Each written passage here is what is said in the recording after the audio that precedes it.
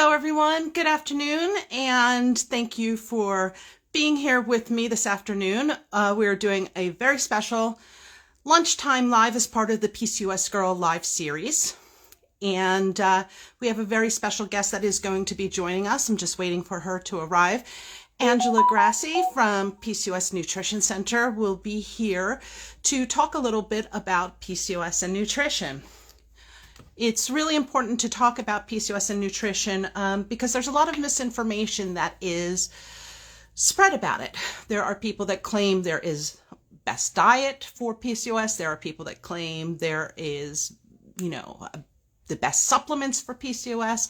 So Angela is going to help explain what nutrition really is and how we nourish ourselves and our bodies with PCOS. So I am really excited about this live and bear with me for a few minutes while we wait for Angela to get here.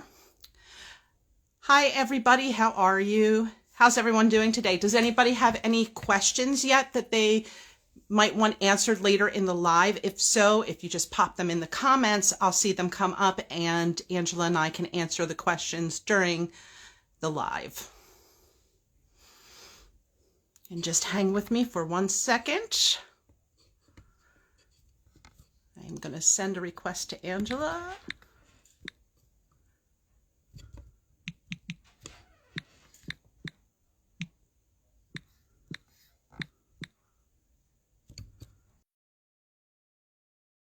Okay.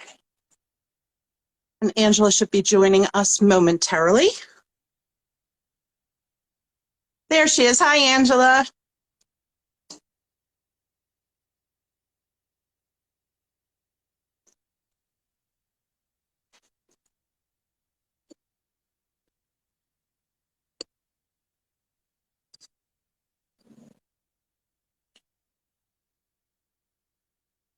Okay, I am waiting for this to kick in. I'm sorry, guys. Modern technology is so much fun.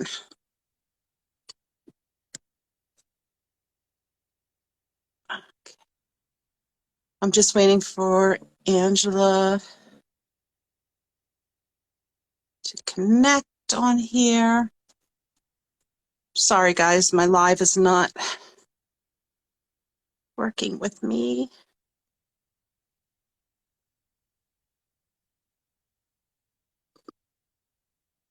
All right. There we go. We got it now. I was there the whole time. I know, I saw you saying, come on, accept me, and it wasn't letting me accept you. Oh my goodness. How are you? Hi, everybody. Hi, I'm doing great. I'm halfway through PCOS Awareness Month and I'm still standing, so that's a good thing. What a month it's been, huh? Yes, and what about you? Like, that interview that you had on TV the other day was like to die for. I was so excited. I had a whole bunch of those lately, and one was live, and I've never done a live interview before. It was crazy. It was so cool, and I'm so happy because, like, you are a wealth of knowledge, and you just always make people feel better about the whole situation and the way that you educate. So I love seeing you out there doing this because you are totally in your element with this. I love doing it, and it's really the reason why I went into PCOS is to educate others and to, create more awareness, because at the time, this was over, 20 years ago, there really wasn't anything. I was thinking, how long do I know you, Ashley? It's been quite a while. Well, yeah, but we're not going to tell people that because we look so young and everything. So we don't want to give up that secret there. But yeah, we've known each other from when this all started in the community, when everybody was communicating. Okay, I am really going to date myself here, but people were using the Yahoo groups to communicate. Do you remember those things? Yeah, I do. Yeah. And people just started talking about all of these different symptoms. Oh my gosh, I'm going through the same thing. And everyone kind of scratched their heads for a minute and said, holy crap, we all have this same thing. What's going on? And then we all realized that it was PCOS, and nobody knew what it was back in the early 2000s and the 1990s. So we've come a long way, but there's still a lot that needs to be done and a lot of information that we have to get through, because now that we have the condition and people kind of understand what it is, you have a lot of people, and it's my like hill to die on right now, a lot of people that claim they're experts in the healthcare industry who are spreading such misinformation about PCOS, in particular surrounding nutrition. And I know you see it all of the time. So I guess to start, Angela, let's do this. Let's have you introduce yourself and let people know who you are, what you do, and why you do it. And then we'll kind of jump into this a little bit. Sure. Well, I'm Angela Grassi. I'm the founder of the PCOS Nutrition Center, and I'm a registered dietitian. I'm also a person with PCOS. And what do? I provide nutrition counseling to individuals with PCOS. I've got a lot of information. I have a huge blog at the PCOS Nutrition Center. It's pcosnutrition.com, so really easy to find.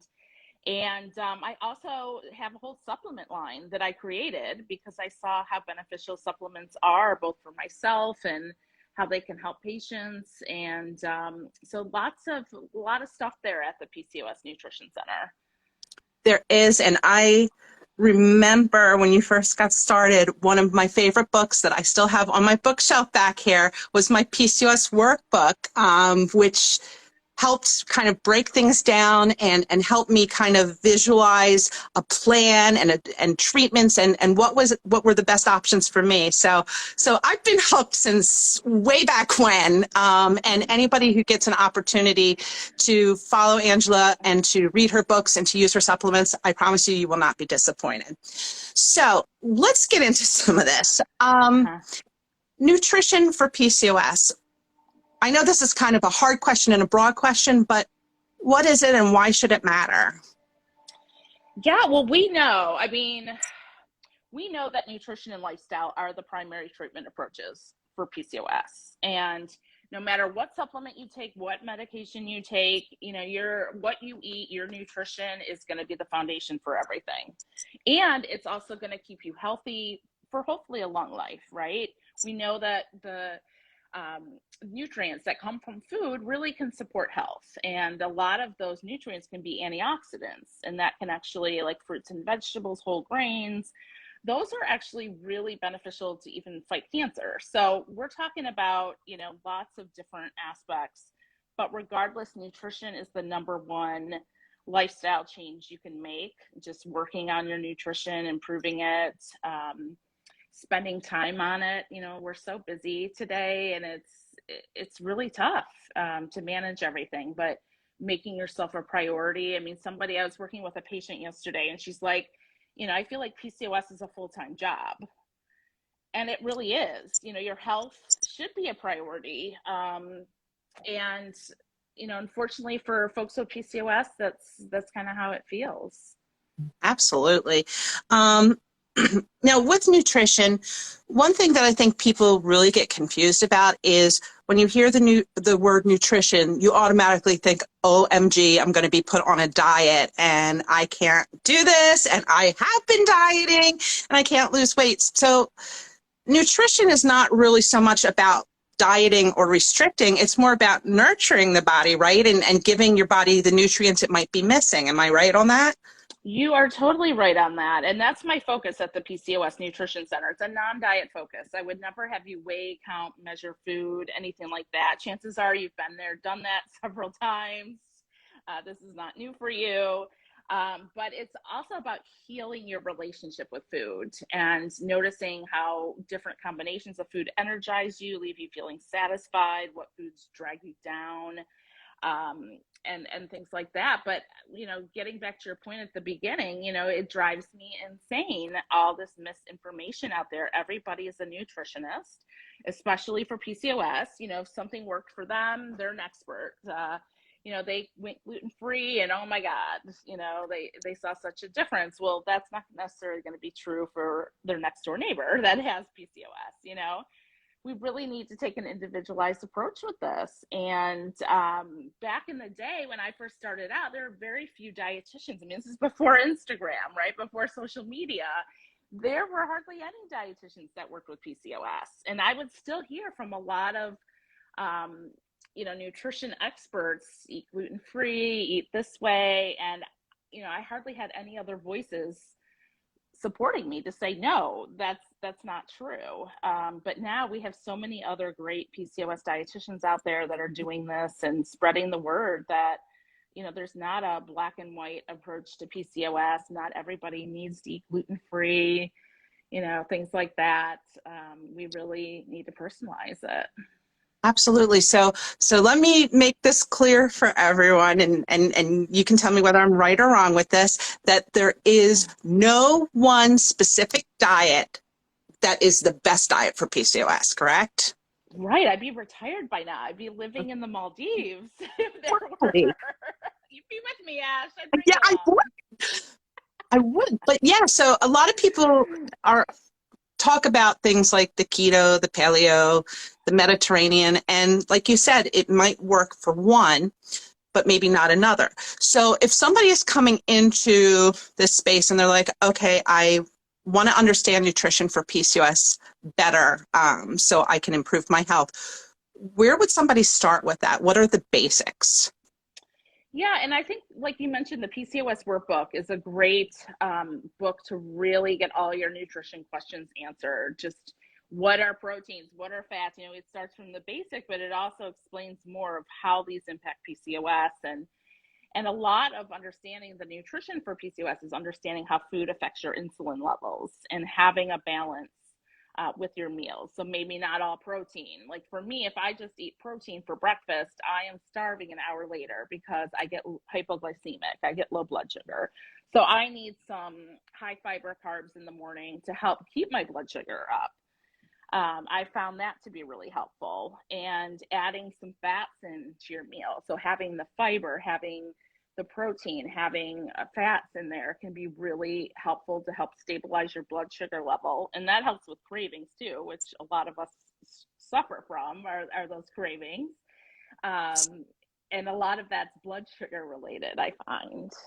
Okay, so let me make sure I'm hearing you. Fats are okay with PCOS, right? Go for it. Fat does not affect insulin levels in the body. So, yeah, especially the omega-3 fats, they can help with inflammation. So, we're talking about like avocados, avocado oil, cooking with that, olive oil, eating olives, fish. I mean, trying to get fish in a couple times a week, or taking fish oil if you don't like fish can be really helpful. Nuts, even seeds, these are all great sources of omega-3 fats that we need to be having. And they're essential, the omega-3 fats. That means our body doesn't make them. We have to consume them. Right. So let's talk a little bit about, because we mentioned about supplementation. So let's talk a little bit about this, because patients with PCOS often have a lot of deficiencies with vitamins, correct? Especially vitamin Yeah. D and vitamin B. So can you talk a little bit more about like these vitamin deficiencies and why supplementation might be good for some people? Yeah, there are studies that have compared people with PCOS to people without, and across the board, a lot of nutrients are missing that they're deficient in, like zinc, like magnesium, the B vitamins, vitamin D. These are all, they're not really sure exactly why, because the nutrition breakdown is about the same, like the same energy intake. So they're like, why is it something that people with PCOS aren't utilizing these vitamins the correct way? Is something prohibiting us from really using them efficiently? So, yeah, getting your levels checked, especially vitamin D. It's a fat soluble vitamin. It's also a hormone. So it affects receptors in our body. It's also important for inflammation, vitamin D is, and it's also important for egg quality and ovulation. So that's definitely something to get checked every year. And just usually people need to supplement with vitamin D. And what people have to remember, as I said, it's fat soluble. So you have to have it with a meal that has fat in it, Right. or you're not going to absorb it. Because I'll have clients say, I don't know why my vitamin D is so low. I've been taking vitamin D, for years. And it's like, when do you take it? Oh, I take it right before I go to bed, or I take it in the morning, but I don't eat breakfast. So that's really key.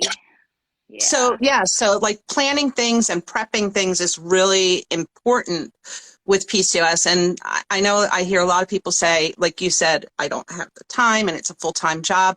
But yeah, I mean, you can't help yourself, you can't help others, you can't do what you're supposed to do if you don't feel right. So taking that little extra step to plan it out and to understand it makes a huge difference overall. And over time, you don't even notice that you're doing it because it becomes routine.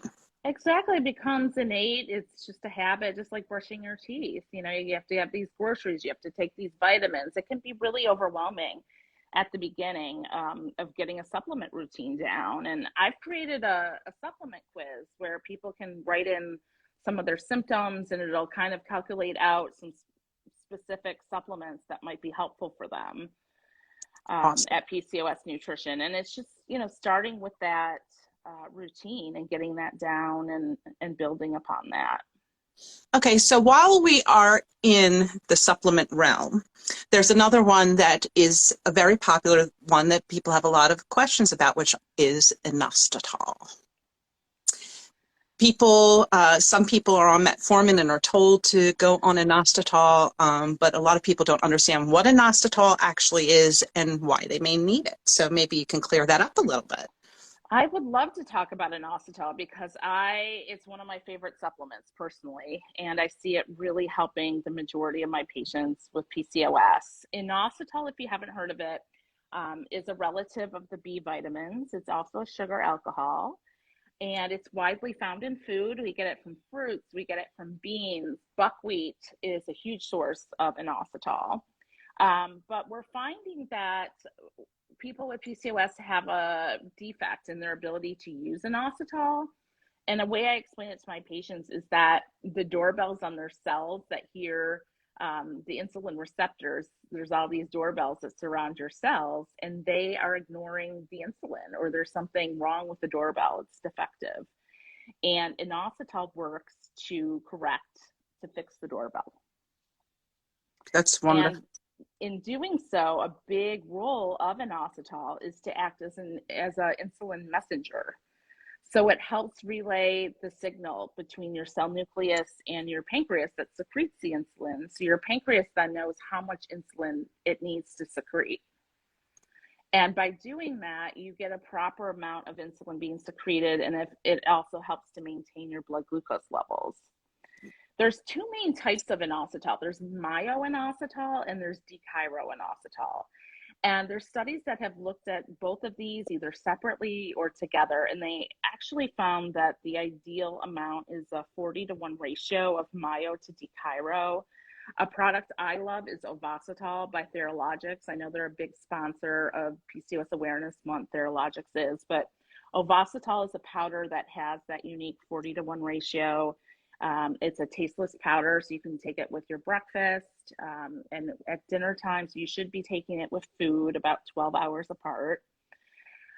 It's great for if you don't get your period. It really helps. I would say 90% of my patients that take it, they get their period back with it because it also is restoring hormone balance. It's a game changer, and it's great for adolescents. Instead of going immediately to birth control pills, it's just like give it 3 months. It's sold as a 3-month supply of Ovasitol is, and just try it for 3 months and see if you get your period back before you have to jump to the pill, because we know that the pill is just a band-aid.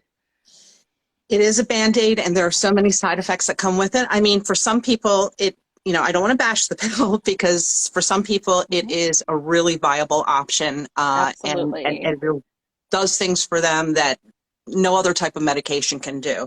Yeah. But like you said, it is a Band-Aid, and we really have to look at if we're going to use the pill, again, using other resources like nutrition, like movement, like stress reduction, to help make that more effective. So Exactly. we had a couple of questions that came in, and one of them was related to the Ovasitol. Is that safe to take when you are trying to conceive, or are there any studies out there about the effects if you stay on it, like in your first trimester? So any supplement you should always discuss with your doctor, because there could always be an interaction between a medication and a supplement.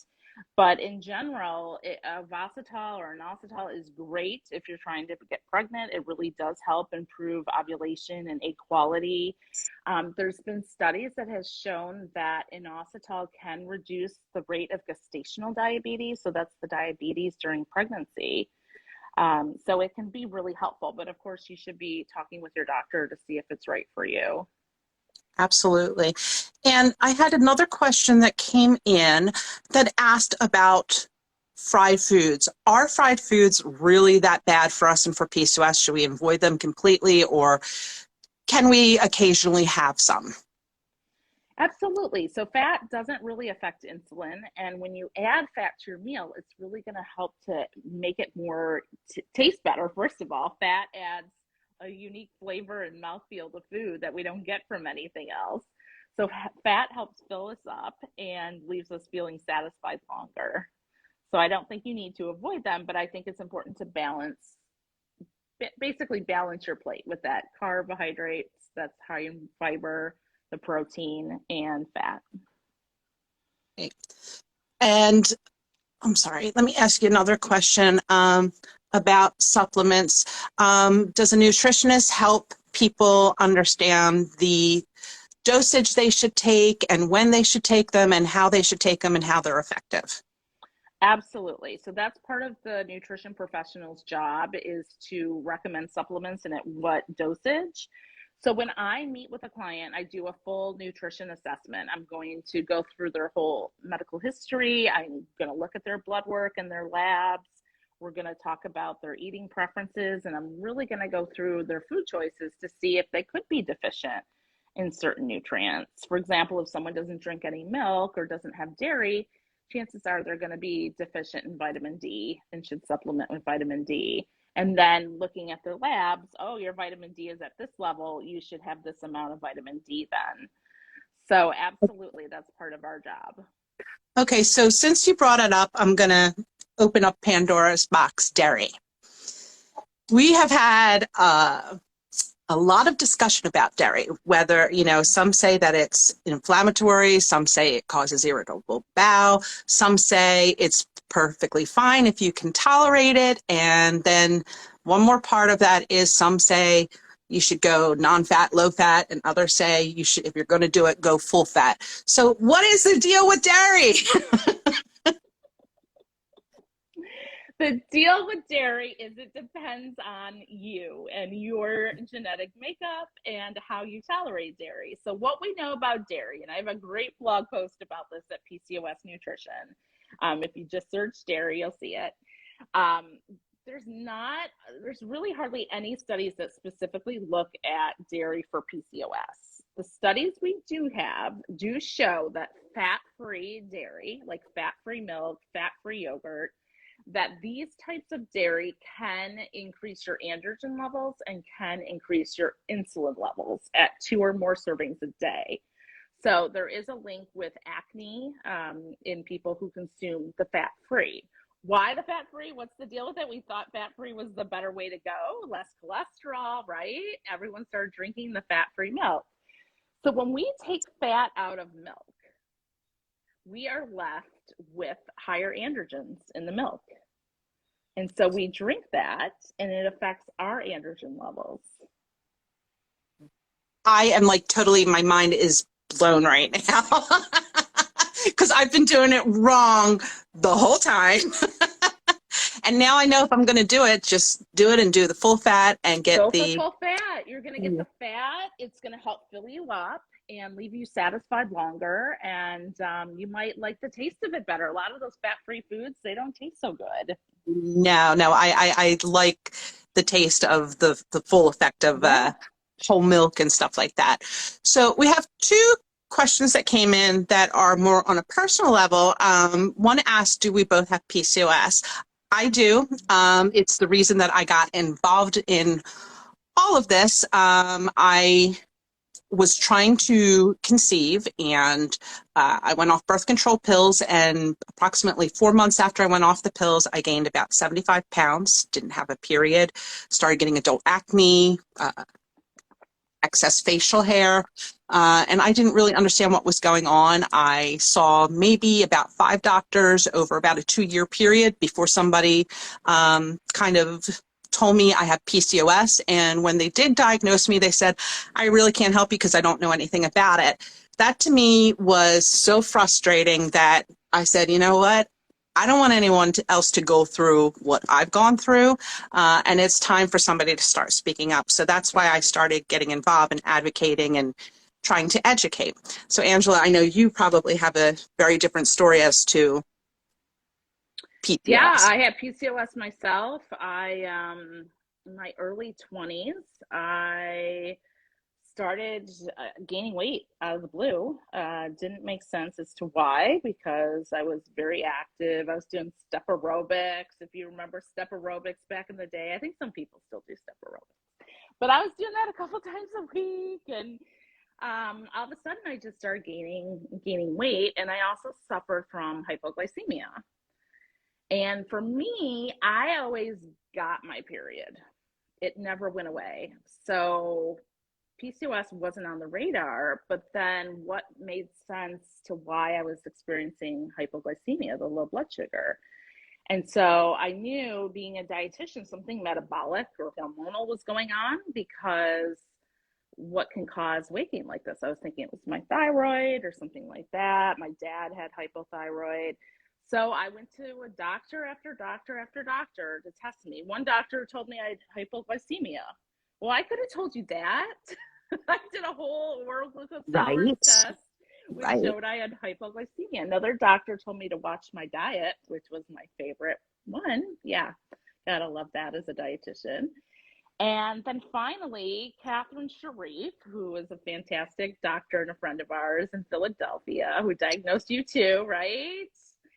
She came back to the area, and I just had a hunch that something wasn't right. My husband and I wanted to start a family soon. We had just gotten married, and I knew if I had it, she would be the one to tell me. And she ordered the right tests, and it came back that my testosterone was high, and I had the follicles around my ovaries. So there's PCOS. And then I find out that my sister has it.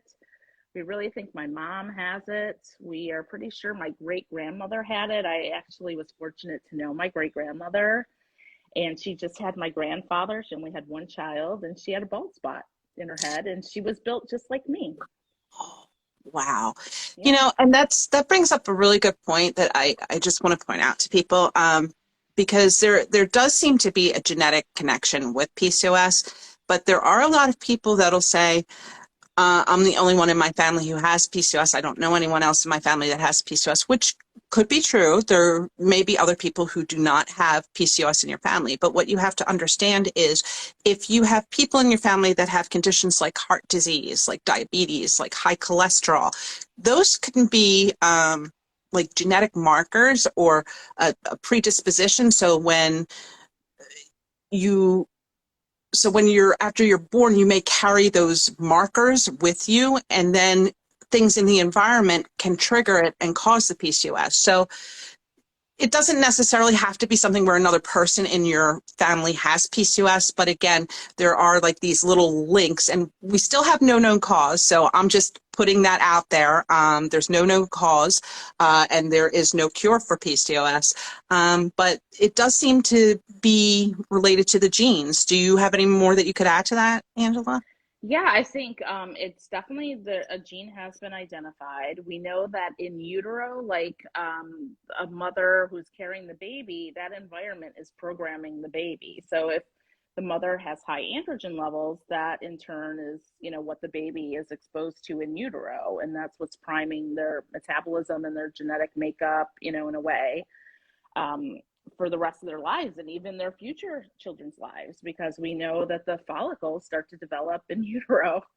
The eggs are there. So it's crazy, but there's a whole bunch of information coming out about environmental factors like pollution and plastics, and all that stuff can really affect hormones and can be endocrine disruptors. So I mean, PCOS needs to be studied more. It's the most common hormone condition in younger women. For sure, it's more common in than diabetes in younger women, and we know that PCOS persists into menopause. It doesn't just go away when a woman hits menopause, when she stops getting her periods. Right. And you just touched on something that I just have to say since you touched on it. There is a phrase that is used on almost every website by numerous medical professionals who should know better, influencers, which is this: PCOS is a condition of reproductive aged women. Strike it, get it out of here. I think it should be removed from all literature, and this is why. Because you have patients who are as young as 8 years old that can be diagnosed with PCOS. PCOS does not go away after your reproductive years, whether you had a child or whether you don't want a child, it doesn't matter. If you've had a hysterectomy, PCOS does not go away. When you have menopause, it does not go away. In fact, I'm in menopause now, and I think my symptoms, my androgen levels are worse now than they were during my reproductive years. But I'm not getting that care because doctors are like, you're in menopause. You don't have to worry about it. Yeah. And people still relate that back to being gynecological and reproductive, and they're missing hormonal, metabolic, psychological issues that go along with the syndrome. So that needs to be redefined and changed. Totally agree with you. So what do you think it should be referred to as? Just the most common hormonal condition of all women? That, it's primarily, I don't know, because I know a lot of professionals probably say of reproductive age because of the studies. Because the studies are done in reproductive age women. Well, that's the key right there, Angela, is there has to be diversity. And not just in age, but in color, because a lot of studies are not done on women of color. So that's important. So yeah, age, color. Also, you have a lot of people that are missed because not everyone identifies as a female. You can be assigned female at birth, but maybe you're non-binary. And when you're going to the doctor, if they know that you're not trying to get pregnant, they may not be looking for those symptoms to identify, diagnose, and treat. So it's a big issue, and also because PCOS kind of crosses specialties in medicine. So gynecology can't own it. Endocrinology can't own it. So where do we kind of fit in? So it's hard because in order for that research to be done, all of these different elements have to come together. What I can say is for that to happen, people in the community need to start speaking up and sharing their stories, sharing their experiences, and, answering surveys about their care, about, the lack of resources. If we don't stick together and speak up together, then people aren't going to know that change has to happen. Advocacy Day, PCOS Challenge has an Advocacy Day every year. March 2nd, 2023 is the next PCOS Advocacy Day. It is going to be virtual again this year, so really anyone from anywhere, any of the 50 states, the territories can get involved, and that is the goal this year, to have all 50 states and territories represented. That's where we make the change happen, because we talk directly with the legislators. We tell them that we need more research because less than 0.1% of funding from the government is allocated to research for PCOS. Again, less than 0.1%. And you were talking about diabetes and the people that have diabetes. Let's put this into context. There's about, I believe diabetes affects about 6% of men and women. PCOS, the worldwide prevalence of PCOS is up to 26% in some countries like Australia and India. So that means there's like 1 in 5 of us. And if you don't see that as a major issue, because diabetes and all these other conditions get so much funding, then there's a fundamental problem there. So I know I just stood on my soapbox for 5 minutes, but We I have to would get it love, out there. And I yeah, try and tell all my patients about PCOS Advocacy Day because there's no reason why you can't do it. It's virtual. You don't have to go to DC. You're not doing it by yourself. You're usually in a group with other sisters. You know, you're with other people with PCOS. And a lot of times you're with people that have done it before. And I mean, you're there and you can make a difference. Your voice can make a difference, and voices and numbers can make a difference.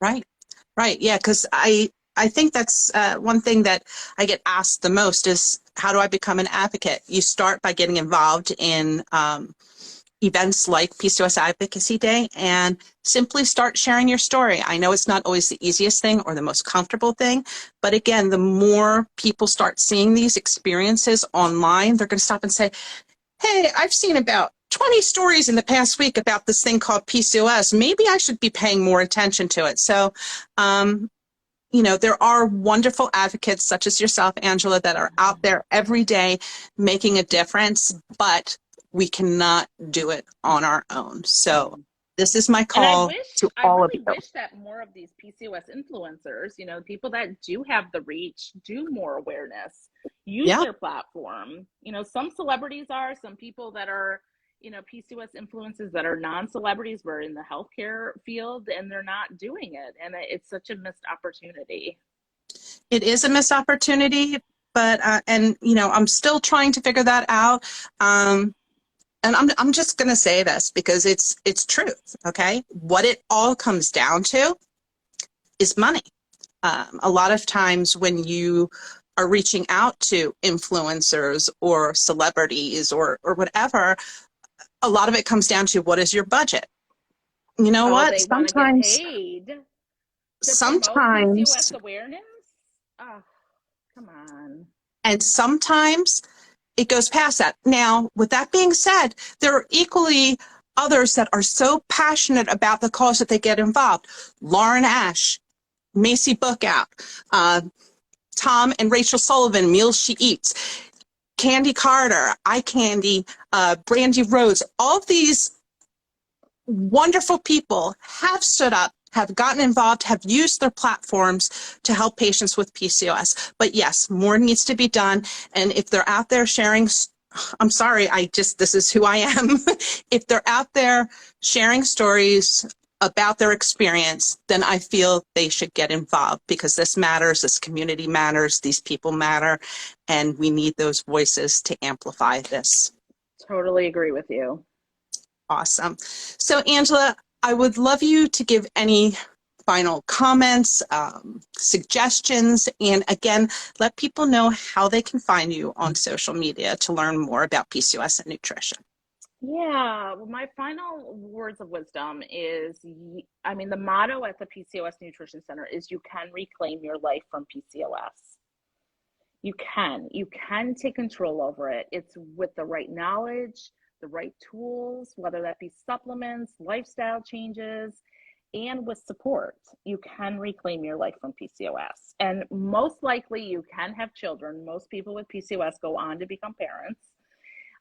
It just might be a little bit harder, but you totally can reclaim your life from PCOS and live a healthy life with it.